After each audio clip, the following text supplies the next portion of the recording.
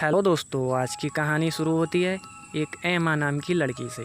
एमा अपने घर पर अकेली ही होती है और वो एक ऑफिस में भी काम करती है।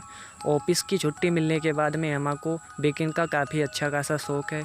जब वो एक दिन वीकेंड पे जाती है, शहर से बाहर जाती है और वहाँ पे जाने के बाद में उसे अच्छी अपनी लोकेशन की एक जगह मिल जाती है जहाँ पे कोई भी शोर शराबा कुछ नहीं होता है और वहीं पे अपना टेंट गाड़ देती है। टेंट गाड़ने के बाद में उसको रात हो जाती है। रात होने के बाद में अपने टेंट में सो जाती है। तभी उसको एक आदमी खड़ा हुआ मिलता है टेंट के बाहर। वो उस टेंट पे वार कर देता है जिससे एमा बेहोश हो जाती है। अगली सुबह वो एक गैरेज में पाती है, गैरेज के अंदर लॉक हुई पाती है। तभी वहाँ पर जॉन आता है जिस आदमी ने उसको एमा को किडनैप किया था। वो उसके ऊपर पानी डालता है बाल्टी से। तब एमा को होश आता है और वो एक कच्चा पका हुआ खाना उसको देता है। एमा उसको नहीं खाती, उसे फेंक देती है जिससे जॉन को काफ़ी ज़्यादा गुस्सा आता है और वो उठाकर रख देता है एक साइड को। तभी डंडा लाकर उसको काफ़ी ज़्यादा चटकाता और कहता है तुम्हें ये खाना खाना ही होगा। तब ना चाहते हुए एमा को बेचारी को खाना खाना पड़ता है। खाना खाते हुए देखकर जॉन वहाँ से वापस चला जाता है। अगले दिन सुबह होती है।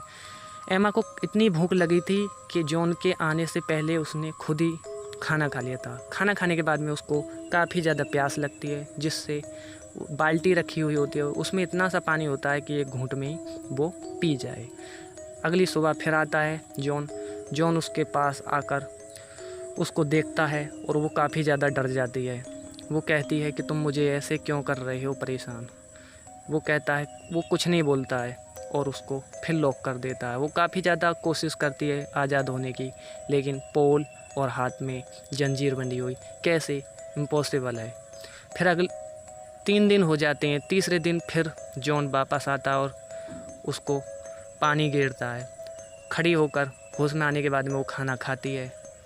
खाना खाने के बाद में जॉन उससे पानी भी देता है, लेकिन जॉन जाने लगता है हर रोज़ की तरह। फिर एमा कहती है कि मुझे वॉशरूम लगा है। वॉशरूम के लिए जॉन उसे बाल्टी दे देता है जिससे एमा उसमें ना चाहते हुए उसमें ही उसे बाथरूम करना पड़ता है। फिर अगली सुबह उसको गहरे रात को ख्वाब आने लगते हैं कि जॉन उसे मार देगा या फिर वो जॉन को मार देगी। मतलब गंदी सर्च उसके दिमाग में आती है। अगली सुबह जब जॉन जैसे ही गैरेज में एमा के पास आता है तो मौका पाकर वो जॉन के गले में जंजीर फंसाकर उसको अच्छे तरह से पकड़कर उसकी जॉन की वहीं पे मौत हो जाती है और वो भी चैन की राह लेती है। अब एमा यहाँ पर काफ़ी ज़्यादा उसकी जल्दी उसके कपड़े चेक करती है क्योंकि उसी के कपड़ों में उसको चाबी थी जिससे उसको आज़ाद होना था। किसी तरह से उसको चाबी मिल जाती है उसकी पॉकेट में, लेकिन हर चाबी को ट्राई करती है लेकिन लॉक नहीं खुलता है।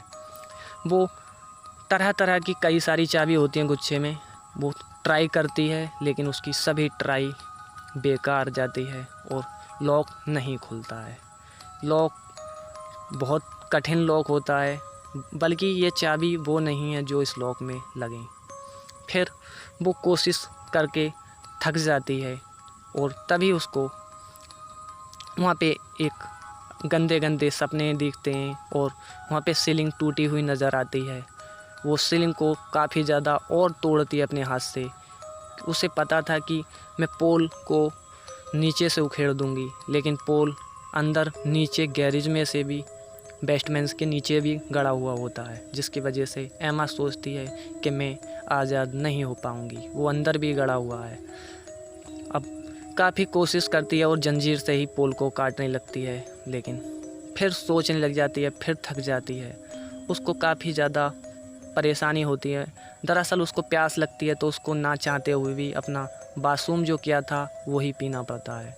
फिर चैन से काटने लगती है पोल को, लेकिन पोल आधा कट जाता है। उसके अंदर भी एक लोहे का सरिया है। एमा को पता चल जाता है कि तू कितनी भी कोशिश कर ले तू आज़ाद नहीं होगी। वो कुछ भी कर ले, लेकिन उसको गंदे बाहर गेट पे कोई वहम सा लगता है कि बाहर आदमी है। वो आवाज़ भी मारती है लेकिन ऐसा कुछ भी नहीं है, कोई भी नहीं होता है बाहर गेट पे, जिससे वो चिल्लाती है। अब गंदे गंदे यहाँ पर सपने दिखने लगते हैं एमा को। उसे लगता है कि जॉन जिंदा हो गया है और उससे बातें करने लगा। उसकी और तो और उसकी मॉम भी जो मर चुकी हैं वो भी उससे बातें करती हैं। वो सभी लोगों से कहती है या तो मुझे माफ़ कर दो या आज़ाद कर दो या फिर मुझे मौत दे दो, लेकिन मुझे ऐसे टॉर्चर मत करो। वो सभी से ये कहती है कि दुनिया बहुत मतलबी है, ये सभी लोग अपने अपने मतलब से हैं यहाँ। उसको काफ़ी ज़्यादा नेगेटिविटी के विचार आते हैं। तभी वो थक कर सो जाती है। तभी गैरेज के नीचे से एक हाथ निकलता है, वो काफ़ी काले शैतान की तरह। तभी उस हाथ को छुटाती है। उसे लगता है कि नीचे शैतान है जो उसे खा जाएगा।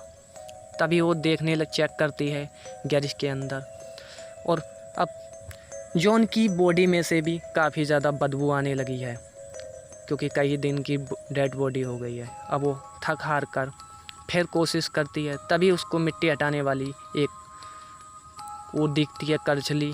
करछली को काफ़ी कोशिश के बाद वो अब जॉन के कपड़े उतारती है वो, ताकि रस्सी बनाने के लिए।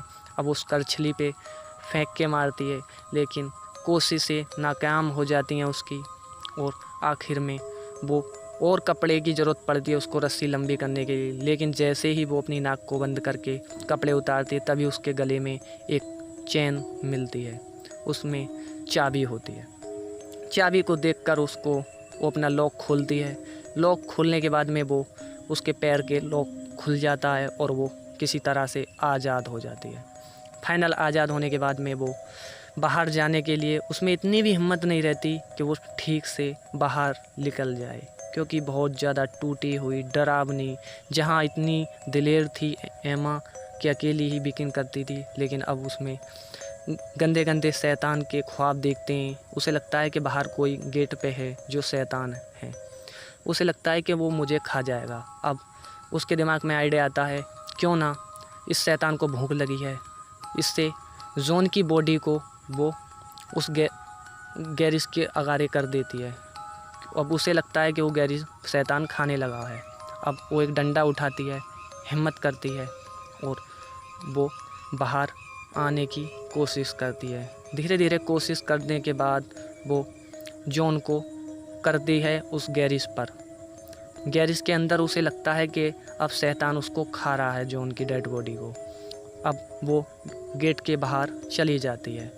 अब वहाँ जाने के बाद में एमा बिल्कुल बदल चुकी होती है। उसको पहले की तरह नहीं रहती जैसे कि पहले थी, वो भी इतनी टूट चुकी है। इस कहानी में बताया गया है हमें कि जो किडनैपिंग के बाद में बच जाते हैं लोग, उनका जीने का कोई फ़ायदा नहीं होता, उनके मेंटली डिस्टर्ब हो जाते हैं। और इसी कहानी को आगे आप भी याद रखें।